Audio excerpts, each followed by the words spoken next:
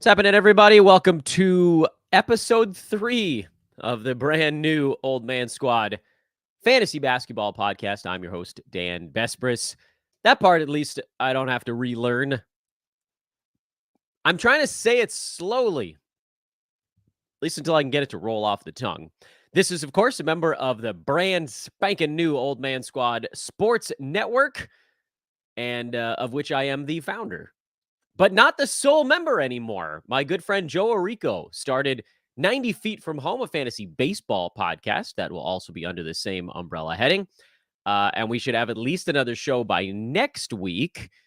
And I'm hoping a few more in the coming weeks thereafter. It's been a really, really, really fun time for me to see how many people have kind of come out of the woodwork to say that they're interested in being a part of what we're building here. And if you're among them, then come on down. Hit me up on Twitter at Dan Besbris. That's the easiest way to get me. Of course, you can leave comments on YouTube videos after the fact. You can send an email, I think. No, I don't know if I have a dedicated email address yet. Anyway, work in progress. We're pulling all the pieces together here on this thing. Today, we're going to be diving into the top 10 on the fantasy board. And I continue to struggle with this concept of, do I go back and cover all the things that I've done in the past and try to mash them into sort of a hyper uh, expedited timeline, simply because this podcast feed doesn't have those shows on it? Or do I keep kind of forging ahead and treat it almost like there was no actual change? This is, I guess it's more of a Matrix thing. There is no spoon. There is no change of pod, even though obviously there was, and just keep going. Like anybody that was listening to the old one is going to bounce on over to the new one. And I don't know what the right answer is to that question. So I might kind of fluctuate back and forth. And today's show is a little bit more of the just kind of forging ahead. This is a show topic that I wanted to do on the other feed that was in the not too distant future. Along with, by the way, if you're looking for what's coming up at some point on this feed over the next few weeks, we're going to be breaking down the rest of the Old Man Squad, which is the list of targets that I put out prior to this most recent season. We are going to be breaking down Yahoo's final rankings board and how they did compared to their preseason markers, which, again, a bit complicated because I think we lost the preseason ranks of things at some point. They do that re-ranking mid-season. That's a little screwball, but we'll compare it to ADPs, which don't change at the very least. So that's something. It's like comparing how final ranks compare to what everybody was doing with them. And being that ADPs are largely influenced by the Yahoo pre-rank board. Anyway, there's a certain usefulness to that as well. We're going to be going through teams. So team by team review. We've got lessons learned. We've got look ahead stuff. I mean, it's like silver lining here on starting from scratch is that everything is new. And so I have 300 or 400 shows worth of stuff to do instead of trying to figure out what to do for 150 off-season shows. But anyway, let's get into this stuff because I know everybody that's joining, if there's one person that's new that's like, what the hell is this dude talking about? I'm finding him for the first time today. Well, welcome. But yeah, it's been an interesting few weeks in the world of Dan Besbris. As far as the top 10 goes, and that's the topic du jour today, there it is. That's your top 10 board. And I think that's about as large as I can make it. If you're watching with us live, I can try to make it a little bit larger, but then it kind of goes off the edges of the screen. So we'll leave it at that. Top 10 list. This is by Basketball Monsters per game rank board is Joel Embiid, Shai Gilgeous-Alexander, Nikola Jokic, Anthony Davis, Luka Doncic, Victor Wembanyama, Kawhi Leonard, Donovan Mitchell, Kyrie Irving, and Tyrese Halliburton. And what I'd like to do today is to go through those players one by one, spend a couple minutes on each of them, and just discuss, first of all, how they got there, meaning not like what the year was for them, but we'll touch on that on a few of the guys that had slightly more tumultuous seasons from a missed game standpoint, but really more of the, like, how did the stats get to where they are? And then whether each individual player, and we'll do this while we're working through the board, does it teach us anything about what we can do moving forward? Starting at the top, Joel Embiid had a fantasy per game season for the frickin' ages. For the frickin' ages. 35 points almost. Actually, let's get specific with it. 34.7 points, 1.4 three-pointers, 11 rebounds, 5.6 assists, 1.2 steals, 1.7 blocks, 52.9% from the field, 88.3% on extraordinarily high volume free throw shooting, and 3.8 turnovers. He was hyper elite in scoring, free throw percent. He was quite elite in rebounding, blocks, and sort of field goal percent. Let's just call him very good in field goal percent. He was a positive in assists, certainly for a center, pretty damn elite. And then steals was even a positive for Embiid. Threes was basically a wash, probably a positive for centers, but compared to everybody, kind of a wash. And then turnovers was the only marked negative for Embiid this year. He was way out ahead of everybody else in per game ranks. The gap between Embiid and Gilgeous-Alexander was notable enough. This is why we talk about guys at the top of the board being so damn important. But like talking about what Shai had done this year was extraordinary in its own right. And Embiid was like ahead, maybe not and shoulders, ahead in front of SGA. Of course, then, the large issue here that you can't talk about Embiid's season without discussing is that he missed half the damn year. He was banged up in a big way. The knee issue being the largest of it, but not all of it. Those weren't the only games that Embiid missed this season. You knew going into the year that Joel was going to have some kind of games missed situation. That's who he is. A super successful year for him would have been probably in the mid to high 60s in games played. And obviously, he didn't get anywhere near that.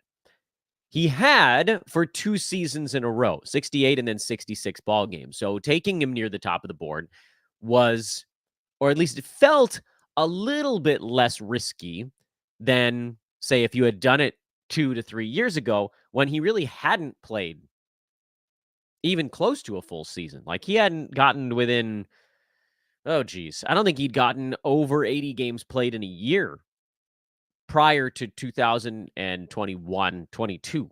The first 5 seasons of his career, he just didn't. And then all of a sudden, he missed 14 games, so cleared the 80 game threshold. And then he missed 16 games, which is basically 80% right on the nose. Very close. And you're looking at him, you're like, okay, well, if he can get to 80%, that puts him pretty close to league average in missed games, a little bit below it if you're rolling into this year where games played number was a little bit higher for a lot of guys.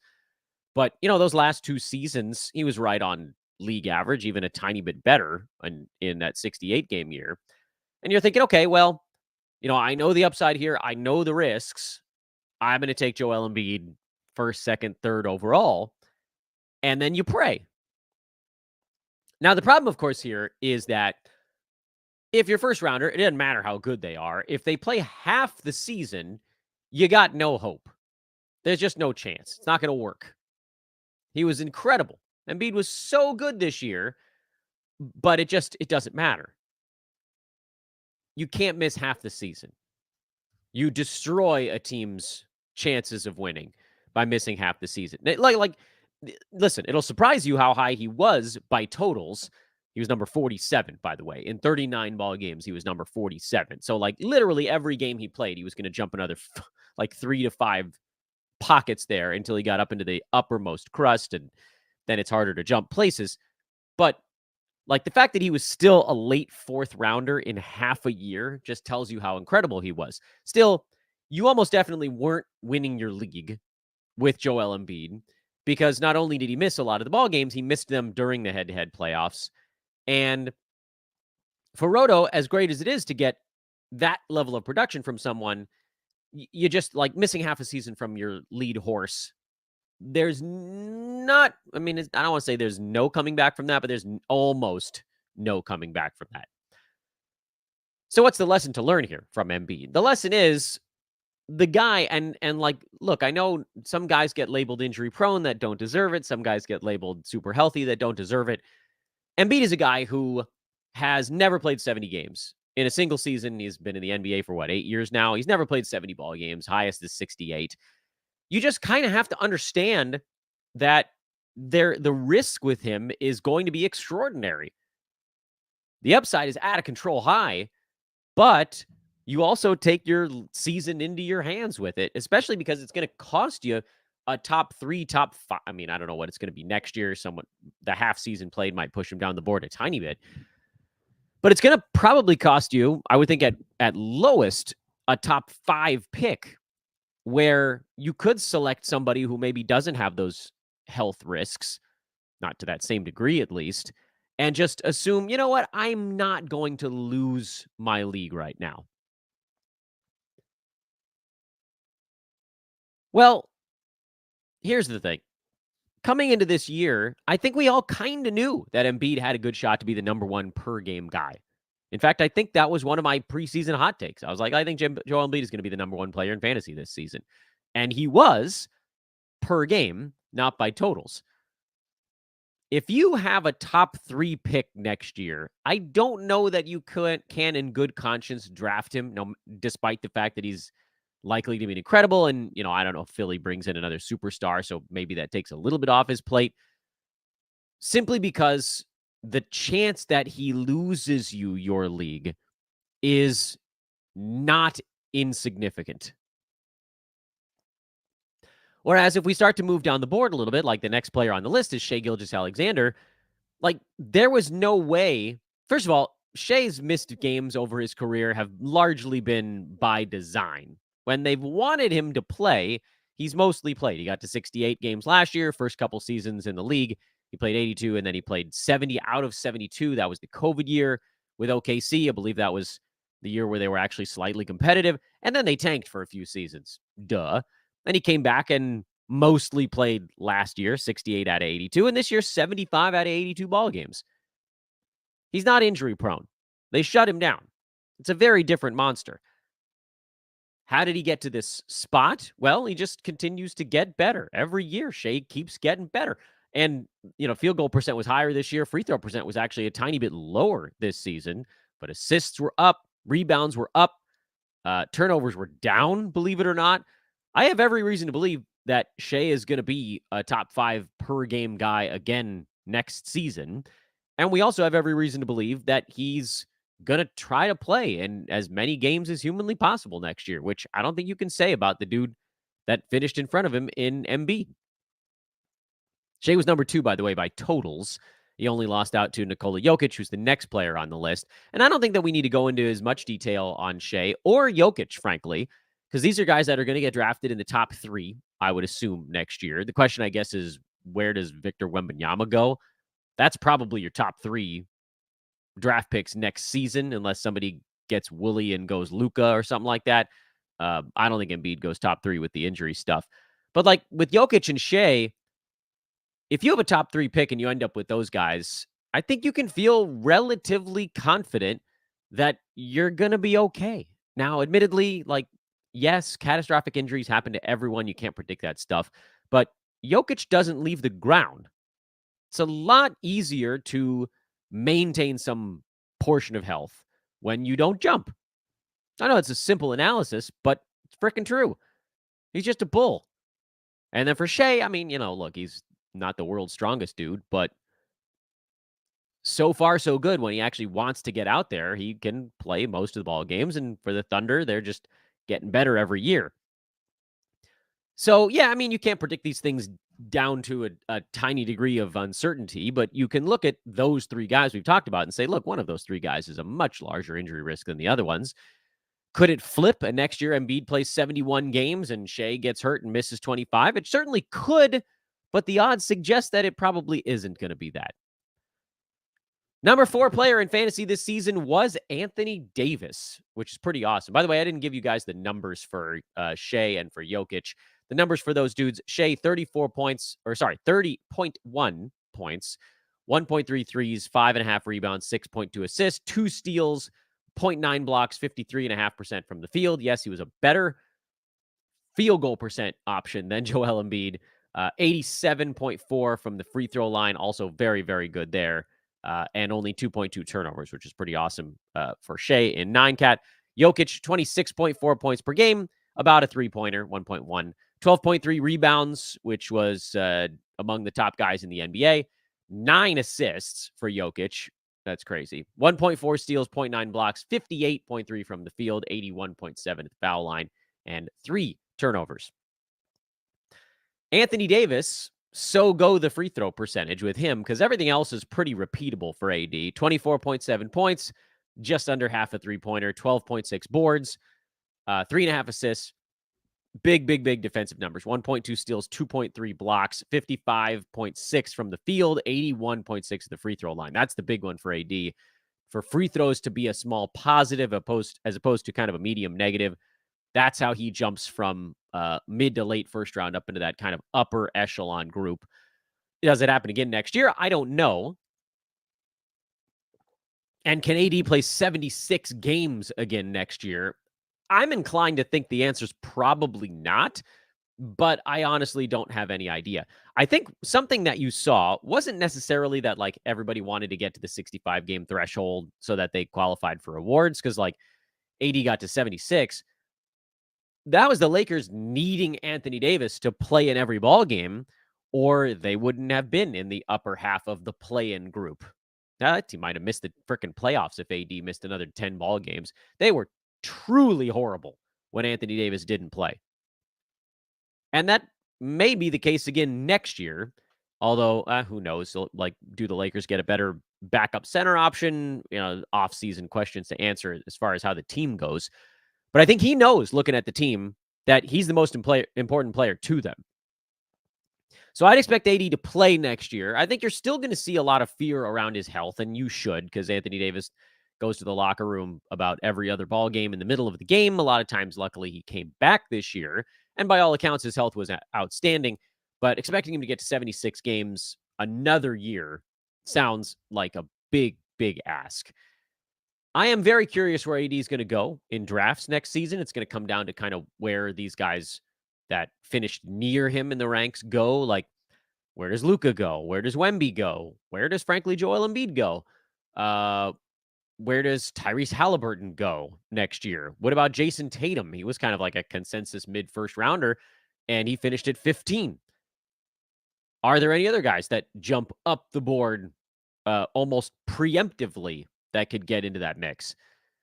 I still think when you look at those names I just listed off, you probably don't see Davis go before like 7th. Count it out. Let's count it out. Embiid probably goes in front of him. Shea, Jokic definitely do. Luka almost definitely does. Wemby almost definitely does. So to me, the earliest you see Anthony Davis go is 6. But then you've got these other guys that were all kind of in that same chunk of players this year that, like, could Tatum go in front of him?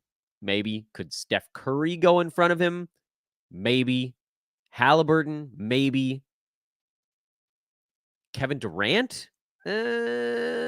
If he's in Phoenix, I doubt it. I don't think you see AD go any farther than that. Highly doubt you see LaMelo Ball get drafted in the first round again. And then I don't know who else you could argue is in that mix. So probably somewhere between 7 and 10, if I had to guess where AD goes next season. And honestly, I don't know if I take him at 7. If there's a much safer option out there. Now, the difference between Tatum and Anthony Davis this year on a per game basis was extraordinarily large. So if that's what you're looking at, but like, what if you're looking at Halliburton versus AD? Before Tyrese got hurt this year, he was a top 5 guy. Then he fell. Next name on the list is Luka Doncic, who finished at number 5 because he finally turned his free throws into not a large negative. His other stats have always been massive, and they just keep getting more and more massive for Luka. This year, 33.9 points per game, second in the NBA there per game. Actually led the league in overall scoring, I believe. Yeah? No? Missed games might have cost him.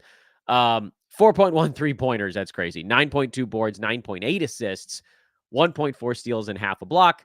Field goal percent of 48.7, so he really didn't hurt you there. And then 78.6 the foul line, where he did hurt you a little bit, but not much. And then, of course, the very large turnover number, which, I mean, that ain't going anywhere because Luka's putting up these absurd stats, and dude took 23.5 shots per ball game. And I think there's every reason to believe that this is the kind of stuff that repeats itself unless the Mavericks dramatically change the team makeup. But what else are they really going to do there? Okay.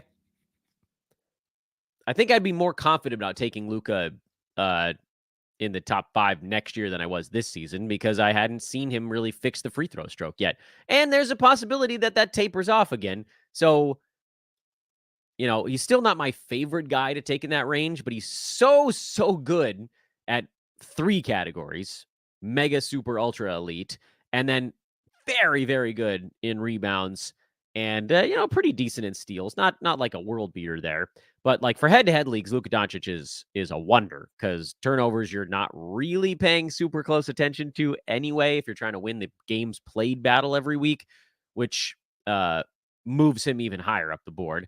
And then you got Wemby. So let's keep going here. Number 6 this season was Victor Wembanyama. He was top 3 the second half of the year.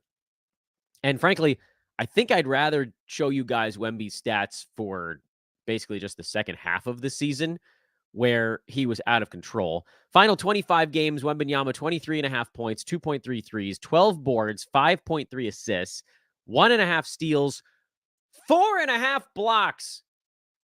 Goodness gracious me. Bad percentages, though, and very high turnovers. But the blocks were so extraordinary that, you blink 2 or 3 times to cartoon noises, blink, blink, blink, and you still can't believe what you're looking at. Wemby's going to get drafted. I mean, he might go first in some leagues, but I feel pretty confident that he's going to be going top 3 almost everywhere. But I would offer one little note of caution on Wembanyama, even though, the stat lines that he puts up are so unbelievably fun that, like, you just wear whatever goes with it. Because, like, looking at some of the games he played, some of the lines he was putting up down the stretch this year was just outrageous. I'm thinking of, like, the Philadelphia game on April 7th, 33 points, 18 rebounds, 6 assists, 7 blocks, 5 3-pointers, and he did it on good percentages. He did have 9 turnovers that game, but, like, 2 games before that, he went for 23, 15, and 8 with a steal and 9 blocks. Absurd. Absurd. If he starts to fix the percentages in any kind of meaningful way, well, then fantasy's just broken. Because really the thing's holding him back. Turnovers, which I don't know if those are going anywhere. I mean, Spurs get better around him. That's how you could see those change a bit. Field goal percent, 46.5. And, pretty high volume, especially down the stretch. He was on very high volume because everybody else was down and out. Vassell was out. I think Keldon Johnson was out. Everybody else on that team that was willing to take a shot was hurt. So, Wemby was taking 20 to 30 shots a ball game. And those percentages were putting a dent into things. If he fixes those, I mean, there won't be anything more entertaining in the history of fantasy sports, perhaps, than Victor Wembanyama. But you guys know the way I tend to operate, which is I like to see something happen. Or maybe that's not fair. Because if I say I'd like to see something happen, then we're never going to be ahead of the curve on anything. I just like to see some sort of indication that a thing is about to happen. And I didn't see that from Wemby this year. Everything else was insane. Like, the learning curve for him was so much shorter than I ever anticipated. And I don't want it to sound like I'm doubling down on being somewhat doubtful of how fast he can figure things out, because he very much did this year, faster than I expected. I thought he'd be really, really good, like all-star break on, but he was really good. Like, it took him like a month and a half, 2 months instead of 4. So this guy's a freak in every respect. I think the alien, right? That's is that the Nike logo that they've built for him? It's very cool. And I love leaning into the branding.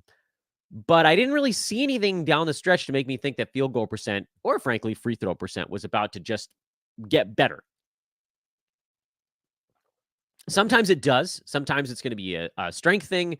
Sometimes it's shot selection, which I don't know. Are they going to force him into different shots next year? Who knows?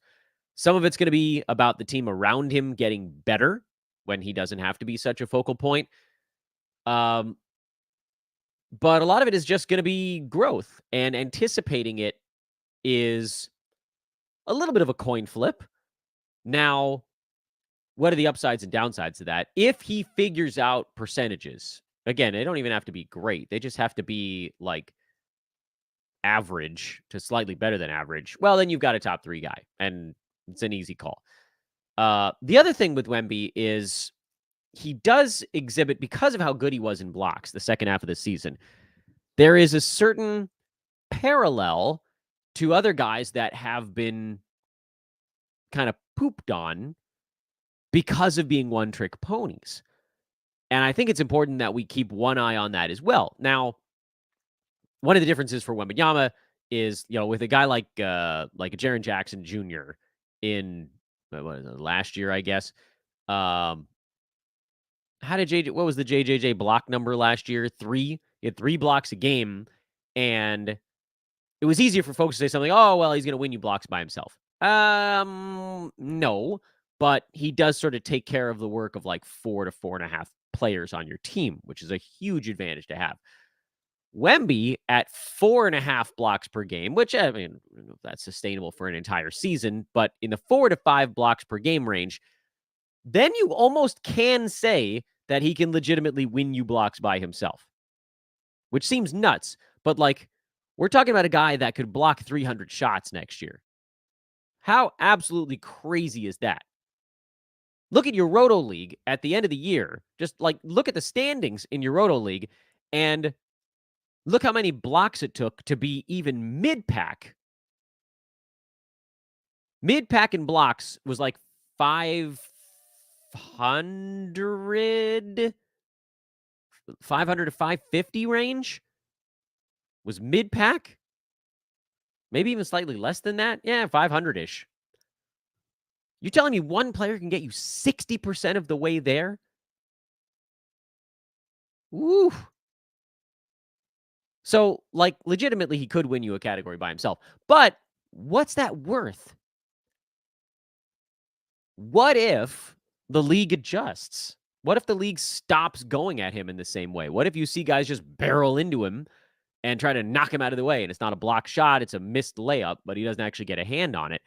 I don't think Wembanyama is going to see the same blocks drop off that someone like a JJJ did.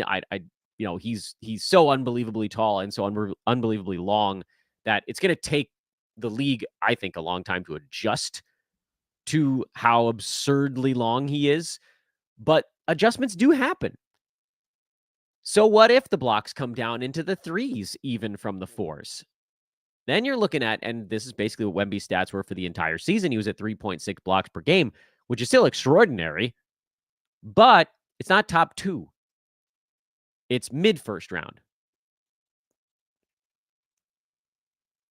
Is taking Victor Wembanyama at 2 a move that could ruin your team? No, I don't think so. But it's also worth pointing out that even in the second half of the season, he was really only a positive in blocks, rebounds, and scoring-ish. No, a little bit more than that, I guess. But those are the big ones. The assists were a small positive. Steals was a positive as well. But, we're not talking about a guy that was hyper elite in a whole host of things, the way that like a Luka was, or Jokic, or Embiid before he went down. We're talking about elite in rebounding, out of this world on another planet. No one's coming anywhere near him in blocks. Pretty darn good in scoring. And then a positive in 3s, assists, and steals. This is good, mind you. This is not me knocking him. But this is if you took the 4.5 blocks and you throttled that back down into the 3s, what is he? Well, he's very, very good still, but he's not top 3.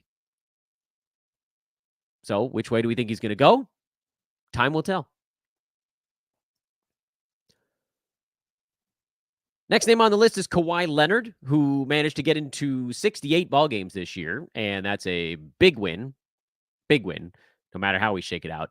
Big win. He was number 7 per game. He was actually number 6 by totals because Joel Embiid fell out of the top 6. Easy math to do there. Kawhi, 23.7 points, 2.1 threes, 6.1 boards, 3.6 assists, 1.6 steals, 0.9 blocks. Always good percentages, as they tend to be. And he is the first player we've talked about that's actually a positive in turnovers in that top group at 1.8, just 1.8 per ball game. So a little bit of a 9-cat lift for Kawhi Leonard, who, of course, finished the damn season with a busted knee. I still love Kawhi Leonard for games cap formats. You could pretty much never talk me off of him there. If anybody saw this season and thought, ooh, this guy's safe to draft in head-to-head, nope. Even as much as I love Kawhi Leonard in fantasy, I don't love him enough to take him on the head-to-head side. We got, I shouldn't say you, because we loved Kawhi Leonard this year. As a games cap darling, we got a best case scenario. We got Kawhi doing the usual top 10 per game stuff, which was the expectation, but played in about 8 to 10 more games than we thought. So he went from being, by totals, what would have probably finished near his ADP, near about 22 to 26 range, instead finishing as a mid-first rounder. That's the great scenario. The bad scenario would be if he played in 58 ball games instead of, or 51-ish, 50, 51 games instead of our target, which was around 60 to 62. Okay, then it hurts you, but you're going to be able to get him probably for a late second, early third, and I don't know that anybody's going to change that, especially with him being hurt down the stretch. Easy one. Number 8 this year, Donovan Mitchell, who missed way more games than Kawhi Leonard, and I have this weird sneaking suspicion that he's going to get drafted ahead of Kawhi next year because people are going to look at it and they're going to say Kawhi is super injury prone, which fine, neurodegenerate or a muscular degenerative disease, right? There's an apathy in there. And then with Mitchell, it was just like a whole list of things that never went away. It's a strained calf, it's a hurt quad, it's a back issue, it's a knee issue, it's everything all lined up one after the other. But Donovan Mitchell's had his share of missed ball games here lately also. I don't want this segment to sound like I'm knocking Spida, but he also hasn't played 70 games since the 2018-2019 season. Mind you, he got close a few times, 69 out of 72, so it was pretty damn healthy that penultimate year in, not the penultimate, that was a few years left in Utah, but then 53 out of 70-something, 67 out of 82, 68 out of 82, 55 out of 82. He's not going to get you, he's not getting to 75 ball games. Not anymore. That was a Donovan Mitchell from days gone by. He's not injury prone necessarily, but he is pretty banged up. And so if you're going to draft him, just understand that 68, 69, 70 games is probably the best case scenario for Donovan Mitchell, which, mind you, his per game numbers remain excellent. 26.6 points, 5.1 boards, 6.1 assists. That's a career high. 1.8 steals, also a career high. Half a block, a career high. Shooting the ball well in Cleveland. Great free throw number. Good 3-point number. Volume there. Like, a lot to like, certainly, on Donovan Mitchell, but he's going to be a little bit dinged up. So just, I think, be aware that also looking at him, there's no guarantee that the assists, the steals stay as high as they are. Those are things that could also come down a little bit for Donovan Mitchell. And frankly, I think this, from a per game standpoint, is probably about as good as it gets. So we'll see where he goes next year. My guess is probably near the same spot as this season, which was kind of in that early second round, like the 13 through 17 range. And that's probably relatively fair because you're going to get per game numbers that are that or maybe slightly better. And then you're going to be praying for health. And that's kind of a similar story to the guy right behind him in per game ranks, which is Kyrie Irving. Also a low turnover guy, so a 9-cat mini bump at 1.8 turnovers per game. 25.5 points for Kyrie, 3 3-pointers, 5 boards, 5.2 assists, 1.3 steals, half a block.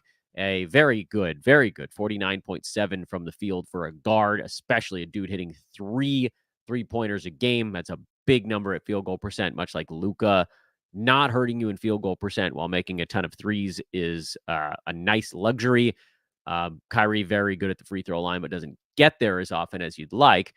And this is kind of what we thought from Kyrie, too. There was no real worry that he was going to take a big hit playing next to Luka, because he's been next to somebody pretty much his entire career. LeBron, Kevin Durant, whatever. So usage was still fine. The issue for Kyrie for all of this time is that he also doesn't play in that many ball games. I felt pretty good about going Kyrie Irving. By the way, in Yahoo had him at 7, so it depends a little bit on what site you're at. I felt pretty good about Kyrie Irving because I thought with his new team here, there'd be a little bit of a push for more, but he was banged up. He missed 24 games this year, and he also hasn't cleared 70 games since 2016. Yeah, oops. Also, obviously had the whole vaccine stuff going on. We don't need to get into that because it's not injury related, but there's just always something with Kyrie. There's no chance he's getting to 70 games anymore.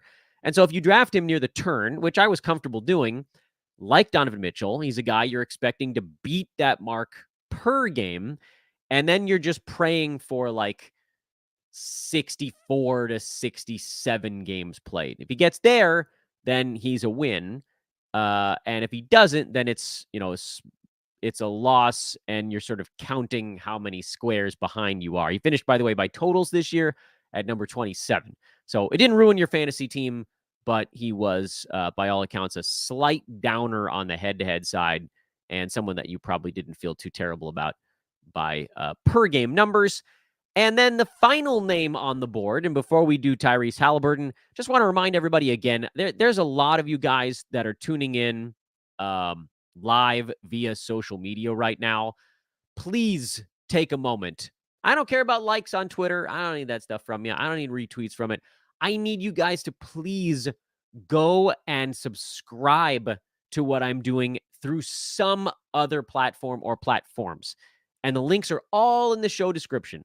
They're all there. So for Twitter, it's hard, but you can go to the pinned tweet. So just go to twitter.com/Dan Besbris, and you go to the pinned tweet. The second one, it's a 2-tweet or a 3-tweet pin there, I think. If you go to the second one in that little mini thread, it's got the iTunes link, it's got the Spotify link, it's got the YouTube link, it's got the iHeartRadio link. Please, please, I beg of you, subscribe on as many of those as humanly possible. I really need it right now, because this is a time of year where people are not looking for their fantasy basketball podcast. So what I do is not going to rocket to the top of the whatever you want to call it, like the trending board on social media. It's definitely not going to rocket to the trending board on YouTube, because ain't nobody tuned in on YouTube looking for fantasy basketball right now. So what I need you guys to do is help me push it up those things. And, once August, September come around, I think the stuff I'm doing will probably sort of algorithm itself into place. But right now, subscriptions, 5-star reviews, whatever you guys can do to help just kind of move things into, I don't even mean the spotlight, just like a dim, handheld flashlight kind of thing, where those folks that are maybe even didn't listen for like 2 weeks, and they were like, where the hell is Dan right now? Because they don't hear me on the old feed. You help them find me. That's what I'm asking for. I badly need your assistance with this. And thank you in advance for whatever you can do there. And now let's talk about the last player on today's board, and that is Tyrese Halliburton, who I would argue might be the strangest one to break down in this group, because Halliburton played in 69 ball games this year. Nice. But also didn't really play in 69 games this year. What the hell's Dan talking about? I'm guessing most of you remember and know exactly what I'm about to reference, which is Halliburton went almost a month in the middle of the year on a strict minutes cap. Halliburton was a force until about January 8th. On January 8th, Halliburton played in 13 and a half minutes and was injured in that ball game. He came back 11 days later and had 21 and 17. And in that moment, we thought, oh, everything's fine. Nope, because then he missed 11 more days and was never the same. And it felt a bit like he came back too soon and he just wasn't the same guy the whole year after that. He still got plenty of high assist games, but just trying to compare what he did before injury to what he did after, I mean, calling it eye-opening doesn't do it even the tiniest bit of justice. Tyrese Halliburton, the final 37 games this year, which is basically like from injury on, he averaged 17.7 points and only 9.2 assists on 46% from the field and 1.4 steals per game. He was number 16 over that stretch. And if we really want to like dig into this thing, we can specifically go to what he did before and after injury. Before injury, so again, up until what did I say was that January 8th? Was that the day? So January 6th would be the game before he got hurt. That was a Saturday, by the way, just in case you were wondering. Halliburton before then was number 5 in all of fantasy sports at 24.2 points per game, 12.7 assists, 3.5 3-pointers, 1.2 steals, 0.7 blocks. That number didn't change all that much. 49.6% from the field, 87% at the free throw line. Number 5, he was behind Shea, Embiid, Jokic, and Anthony Davis. He was ahead of Luka Doncic at this point.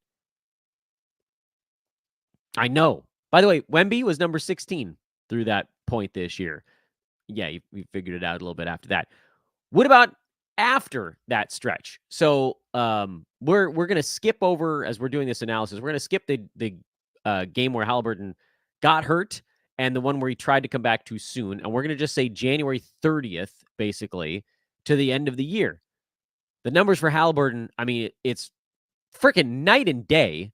And a little bit depressing, frankly, when you think about how the season turned.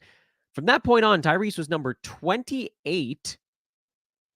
By the way, the minutes per game number, also notable, because the first, up to January 6th, he was playing 34 minutes per game. And after that, because of all those minutes cap games, he was at 31. So down 10% in minutes. Scoring from 24 points per game. I'm going to read these as we go. From 24 down to 17. 24 to 17. 3.5 3-pointers, down to 2.3. 12.7 assists, down to 9.3. 49.5% shooting to 45.5. And even free throws came down by about 3%. He was hurt. There's almost no other way to look at it. I mean, the league played him a little bit differently, but the dude was banged up for 3 almost months. 2.5 months of the regular season. He just simply wasn't himself. So now we have to ask ourselves a really difficult question, which is which Halliburton is coming back to start next year? I don't know about you guys, but I don't think he looks the same in the playoffs either. Is an offseason going to fix this? I'm inclined to think the answer is yes, barring Indy going and changing something large in their personnel. And you could say, okay, well, Pascal Siakam came in and maybe his role shifted a little bit, but 13 down to 9, basically, in assists, the shooting completely falling off a cliff. None of it makes any sense. Some of it was Siakam, yeah. But a lot of it was just, he wasn't right. So you got some of column A, some of column B. Would I draft Halliburton in the top 5 next year? Not a chance. 5 is the best case scenario. That's with 24 points and almost 13 assists per ball game. I don't think he's getting back to that, even if he's healthy.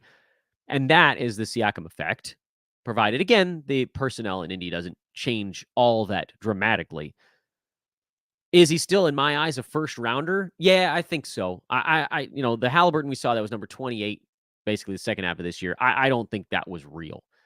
You're probably looking at someone who exists more in the 10 to 16 range. So more of a turn type of guy with, as we've seen, some upside built in when the percentages are right and, when the scoring is up and when the assists are up and all that stuff. But it does allow you a little bit of wiggle room should he not go full usage monster next year, and should he defer a little bit more to fall into the middle of the second round. Because remember, when Halliburton first got traded to Indiana and they began to build around him, everybody was like, holy crap. And by the way, you should have been like, holy crap. His 26 games with Indy, he was at 17.5 points and 9.6 assists per game with 1.8 steals. It was great. He shot 50%. It was great, but he wasn't even a first rounder during that span. So usage ramped way up the following year. It was super high. It came back down when the team got another legitimate scoring threat. And so the real Slim Shady here is probably somewhere in between those two. I think there's actually a very real chance that Halliburton gets slightly overdrafted next year. I think people will be willing to overlook the second half because when it all came rolling together, he still finished at number 10 per game, and he played in 69 ball games because he wanted to qualify for awards. So he played in 22 minutes a game while he was a little bit banged up in there. And for that reason, Halliburton feels like the kind of guy that people are going to be like, oh, should I go Anthony Davis or should I go Halliburton at 6/7? I'd probably go AD, actually, between those two guys, but it's upside hunting. I think Halliburton belongs right around 10, 11, somewhere in that range. Seemingly more durable than a guy like Mitchell or Kyrie Irving, which should elevate him above that. More per game upside than someone like a Jason Tatum, but, hovering around someone like a Kevin Durant all kind of makes sense. And that, ladies and gentlemen, is your top 10. Went a little bit longer today than I expected. Thank you to the very large number of live viewers on social media. I ask you again, please go subscribe somewhere. It means the world to me because Twitter pays exactly $0.00 for me to be putting this out there. I'm pretty much only doing this on Twitter because I want to try to shuffle you guys to a different place.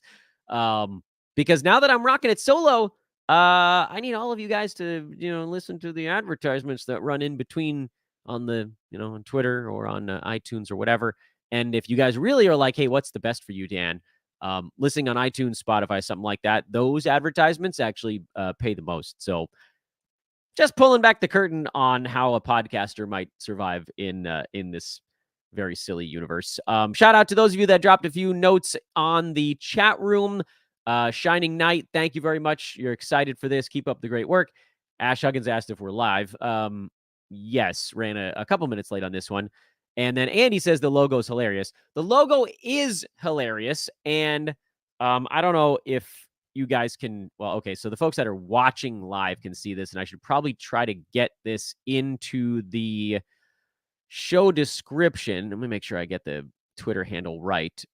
Freaky Points is the Twitter handle of the dude Sean that put together these beyond hilarious logos. It's FREE, free is the word, key is KEE, and then points is spelled like the word points. So for those that are watching live, I'm going to put his Twitter handle on the screen here. You guys can see that. If you guys need logo work done, I cannot recommend that dude enough, because every time I look at the logo for my network and for my show, I just cry tears of joy. They're amazing. Thank you again for watching, listening, everybody. Whatever, however you took this in, I do appreciate it. I am Dan Bespris. This is Old Man Squad Fantasy Basketball, the flagship founding show of the Old Man Squad Sports Network. And again, go check out my buddy Joe Arico, who just launched his show also here on the network. That's called 90 Feet From Home. It's fantasy baseball, which is happening right now, by the way. If you're playing fantasy baseball, you got to start there. I will see you all tomorrow. So long for now.